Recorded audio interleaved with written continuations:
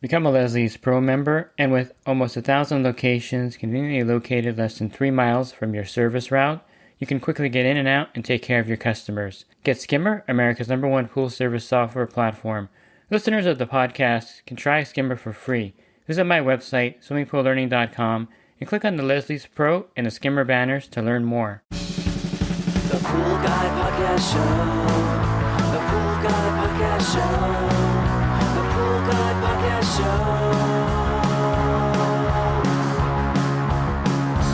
Yeah! Hi, and welcome to the Pool Guy Podcast Show. I've been getting a lot of questions about when to use enhancers in the pool, and I'm going to give you a kind of an overview of when I put the enhancers in. And a good idea would be to have a fixed schedule with your service accounts when you're adding enhancers to a pool. And these are chlorine enhancers to make the chlorine last longer in the pool. Pool Service Pro. Open a Leslie's wholesale account today and receive wholesale pricing on products you use every day. Leslie's Pool Supply offers convenient locations that are open 7 days a week. Another great benefit of opening a Leslie's wholesale account is Leslie's referral program. Get referred to a customer looking for weekly pool service. Save time and money and grow your pool service route and become a Leslie's Pro. A good rule of thumb is to have your enhancers in the beginning of the pool season, whenever your season begins in your area. In my service area, May is pretty much the start of the season here, and we kick off the season sometimes in early May, sometimes even in April. And there's been a few years where the season actually was a bit later. We kicked it off in late May, early June. But I would say in Southern California, May would be what you're shooting for. So you would want to, of course, pick your enhancers and figure out what you're going to use on your pool route. You may use a combination of different enhancers. Why use an enhancer? I think because of the high cost of chlorine, it's logical to use a chlorine enhancer to minimize the cost of the chlorine on your bottom line in your business. And I look at chlorine enhancers as a multifaceted way of saving money on your pool route and also making the pools a lot better for the customer themselves. You're going to use less chlorine, which the customers like. They don't like swimming in a pool with a lot of chlorine. I use that strategy a lot. By using this particular product in your pool, I won't need to add as much chlorine to your pool. It also reduces the amount of times you have to shock a pool during the season to bring things back to normal. And this costs money as well for you as well as to the customer, especially if they're paying for the cost of the extra chlorine. Sometimes as a business, you absorb that cost, and that could be significant if you're shocking 10 pools out of 80 pools during a certain week of the season. And another thing an enhancer does is it saves you time, and this is a critical aspect of it. Regardless of the savings on the cost of chlorine, a lot of it you don't really have to worry about because you pass all those charges on to the customer. But time is something that you can't really pass on to the customer. And this is if the pool has algae, you're spending an extra 10 minutes there treating it, brushing it, getting it back in shape. If you have 5 pools or 10 pools that week with algae, that really slows you down, and it really limits your ability to build your route and add more pools per day because you're dealing with problems on your route. So don't forget the time factor as well when you're talking about these enhancers. So saving money on chlorine because they effectively eliminate some things that the chlorine is going to be used up fighting. 2, it saves you time, of course, because you're not brushing algae. And the third component of the enhancer is that it, of course, is something that benefits the customer because the pool looks swim ready every day during the week if they wanted to use the pool. Now, as far as timing, when to put them in, Polar X is pretty specific. If you're using Polar X, which is a mineral technology, you would want to introduce that at the beginning of the season. Note that it lasts about 6 months under ideal conditions. So you want to time this perfectly so that you don't have to add a booster and that you're actually getting the maximum use out of the Polar X. So in most cases, you want to clean the pool filter usually within that month you're adding the Polar X. So if you're cleaning all your filters in March, you would want to add the Polar X sometime in April. I would go to late March, early April with the filter cleanings if you're going to do the Polar X in Southern California. They usually have a discount on their product in March and April every year as well. So you'll get the Polar X at a lower price before the season starts. They also have a sale at the end of the year as well. I think in September, October, just so you're ready for next year, which you may want to stock up on them for the following season. Not a bad idea. So you want to time it so you get the maximum of that 6 months. So if you put it in late April In Southern California, you get May, June, July, and August. So you get 4 full summer months. So I would say April would be ideal, and you're going to get those 4 full summer months out of it. And then as the minerals start to wear out, you're going to go through September and October, which typically aren't swim months for us because the kids are back in school. No one's really using their pool at that time. The weather usually, of course, gets cooler, although we have 100-degree days in September and October. It's not unusual to have really hot weather here in those months. The pool is technically not being used. The water temperature starts to drop down into the 70s, and so it's a good time to introduce the Polar X at the beginning of your season. If you have a shorter season, even better. If you open your pools and you have your swim season being June, July, and August, of course, put the Polar X in right away after cleaning the filter in June, and then you'll have a full season with it with really no issues. So you want to use that 6-month period as kind of your baseline. 4 months would be ideal. So again, late April, then it's May, June, July, and August. You get 4 full months with the Polar X at its full strength. There are factors that, of course, determine how long the minerals last. If the pool doesn't look that great when you first put it in there, there's algae in there, it's going to use up some of the minerals. And of course, heavy pools that have a heavy bather load may require a booster at some point during the season because a lot of junk gets in there from the swimmers, and that uses up the minerals as well. You always want to start with a clean filter, so I want to emphasize that. Now, I have done tests with the Polar X. I don't know if I mentioned this in podcast recently, but I know that I've mentioned it before that I've done a test with the Polar X. I had a pool that had tons of algae, and I decided to see, well, how effective would it be if I don't even clean the filter, which is, really counterintuitive.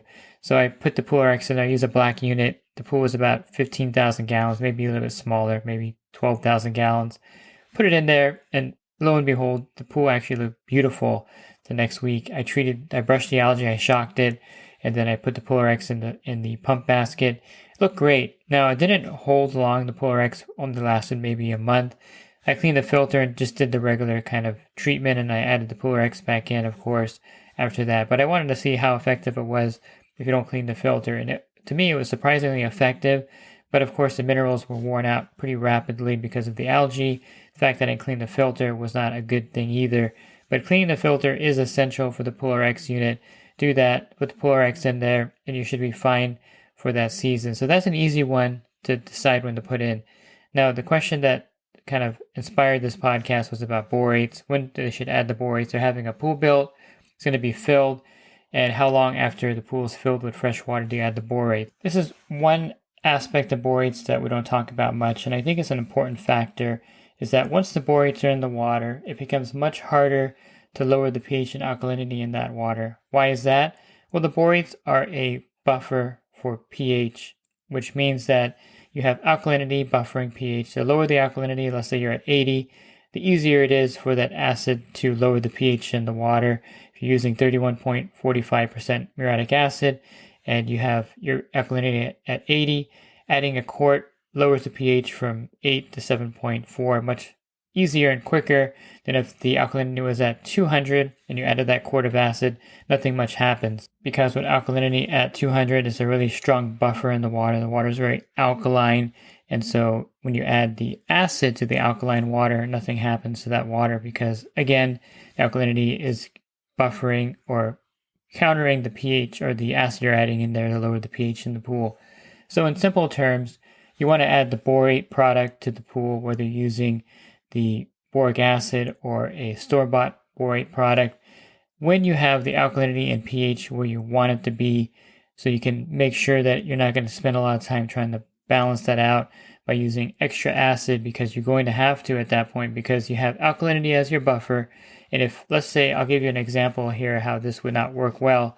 Your alkalinity is at 150, your pH is at 8, and then you wanted to go ahead and add that to the pool, the borates to the pool at that point. Of course, you're not in balance at that point, so it's going to take a lot more acid to lower down the alkalinity and to lower the pH down. So you want to add the borate products when things look really good and everything's balanced. You have the calcium hardness where you want it. You have the alkalinity at 80. I would say that's your good target number. And then you have the pH at about 7.6. Then go ahead and add the borate product to the pool. At that point, you really don't have to worry too much because the alkalinity will be pretty stable at that point, and you can go ahead and add the borate product. And then you don't have to worry too much about rebalancing the pool water at that point. And you have that enhancer in there. The nice thing about borates is that it's an algistat, so you're not going to have algae growing in the pool, which really enhances the chlorine's ability to do other things besides fight the algae and microalgae. It also is a buffer of the pH, so the pH is not going to rise rapidly in a pool with borates at 50 parts per million in it. And it also gives that water a nice sparkle effect, which is a nice, added bonus to the borates in the water. Now, one thing that you may want to consider is using the 20 meal team borax. You can buy these boxes at Walmart, Target, or your grocery store. The benefit of using 20 meal team borax is that it raises the pH as well as adding borates to the water. This causes some problems if your pH is already high when you're doing this. So I would recommend adding the 20 meal team borax if you're having trouble with really low pH in the pool. I give this advice to a lot of the members of my group. A lot of them, take over a pool and the pH is at 6.4, which may be even lower at that point because the testers don't really go much lower than that. And a lot of times it'll be a vinyl in-ground pool. Sometimes it'll be actually a plaster pool where it wasn't balanced properly and the pH is really low. So they'll add a ton of soda ash to the pool, even to where it kind of drops out and it's like the water's cloudy and the pH still is pretty low. The 20 meal team borax is a great way to raise the pH in the pool because it has a high pH and it'll raise the pH in the water. So thereby, if you're using this to add the borates to your pool, you want to, of course, realize that you're going to have to counter that high pH. If you're using, 40 pounds of this, you're going to have really high pH in the pool. So you'll have to add muriatic acid to counter that. So that's one reason why I really like boric acid powder versus the 20 meal team borax. You'll have to do some adjustment down in the pH with that. But if the alkalinity is at 80 and you're adding the 20 meal team borax and it raises it to 8.4 or even higher, you can of course lower that down with muriatic acid pretty successfully. So it's not a deal breaker. I just find that boric acid powder is much easier because it's pretty much pH neutral. It's on the low side actually, but it doesn't really drop the pH significantly. So you can of course add it to the pool when the alkalinity is at 80 and the pH is at 7.6 or 7.8. It's not going to cause the pH to drop down to the 6s in any scenario here unless your pH is really low to begin with. And this is something to consider, which borate product to use and how much adjusting you need to do at that time you add that borate product. When would I add the borates to the water? I would use the same formula as the Pool RX. I would add it at the beginning of the swim season. It doesn't evaporate out of the pool, which is nice. So it's kind of like cyanuric acid where it's not evaporating out of the pool. But of course, with splash out backwashing, you could lower that borate level down from 50 parts per million down in the pool to about 30 at the end of the season. So I definitely would use it at the beginning of the season, add the borates in late April or early May. You don't need to clean the filter. It's not something that's going to affect the filter. The reason why you need to clean the filter with the Pool RX is because the minerals actually go into the filter and they stay in the filter to some extent, and that's why you shouldn't backwash it until they're fully dissolved. After about 10 days in the pool, you can safely backwash that filter.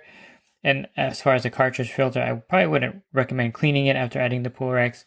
I would have you clean that before you add the Pool RX, but if you have a single cartridge filter, after a month, you're fine cleaning that cartridge filter out. There should be no minerals in the filter at that point. Of course, you have to know how much borate to add to the pool. You can use thepoolcalculator.com. There's a borate calculation there, depending on the gallons of your pool, how much borate product to add. It's a good way to do it. It's a good way to kind of calculate the borates. And there's also a rough calculation of 1.5 pounds of the boric acid powder per every 1,000 gallons of water. And this raises it to about 30 parts per million. So you'll have to calculate, of course, to 50 parts per million. And you can also use Bob Lowry's formula, which is 4.75 pounds of boric acid per 10,000 gallons of water, and that provides 10 parts per million of borates. So basically 5 pounds of boric acid in every 10,000 gallons of water is 10 parts per million of borate. So if you have a 10,000 gallon pool, you would need to add about 25 pounds of boric acid to bring it to 50 parts per million. If you had a 20,000 gallon pool, that would be 50 pounds of the boric acid to bring it to 50 parts per million. So a pretty easy formula. Math is pretty easy if you know the size of the pool, and you have to kind of have a margin of error, of course. And then you would test it with borate test strips to make sure that you're at your target mark, unless you have a spin touch, of course, and you can use the borate disc in there. And then last, if you're adding an enzyme and phosphate treatment, again, I would, of course, start this when the pool is starting to be used. and usually in May is when I would start the enzyme and phosphate treatment. It's really a good way to enhance the chlorine as well. The phosphate remover will reduce the phosphate levels in the pool each week, and the enzymes will help the chlorine be more effective in the pool as well. And I usually purchase a bottle of a blended formula, and I leave it at the pool so the customer sees that they paid for this particular product and it's there. Sometimes you want to buy 2 of them so that you have enough for the whole season. I kind of like doing this for the pools that I use a lot of this in, because if you buy 1 bottle of it or 1 3-liter container of it, and then you're like in August and you're running low, you have to charge the customer for another one. So I like to do all my enhancers and charge everyone at the beginning of the season for it, and then leave it there at the pool. Of course, if you're using phosphate and enzymes, make sure you charge enough for the season for that particular pool.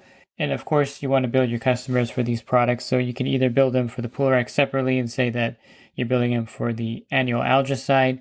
If you're doing the borate product, I would build them for a conditioner or pool conditioner, or a pool enhancer, however you want to phrase it. Any conditioner sounds a little bit better. And then for the enzymes and phosphates, you're just building them for that product. So you would build them for that, and then you would leave that at the stop.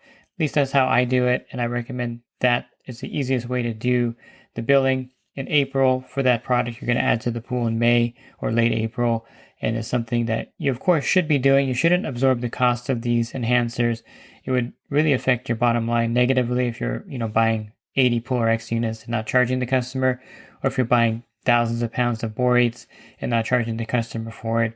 And of course, the enzyme and phosphates are really easy because you're charging the customer for an add-on product that you're going to put into their pool on your service route each week. If you're looking for other podcasts that I have recorded, you can find those on my website, swimmingpoollearning.com. On the banner, click on the podcast icon. There'll be a drop-down menu of 1,500 podcasts for you to listen to. And if you're interested in the coaching program that I offer, you can learn more at poolguycoaching.com. Thanks for listening to this podcast. Have a great rest of your week, and God bless. Real quick, if you're not using pool service software, try Skimmer free for 30 days at getskimmer.com/poolguy. Again, that's getskimmer.com/poolguy.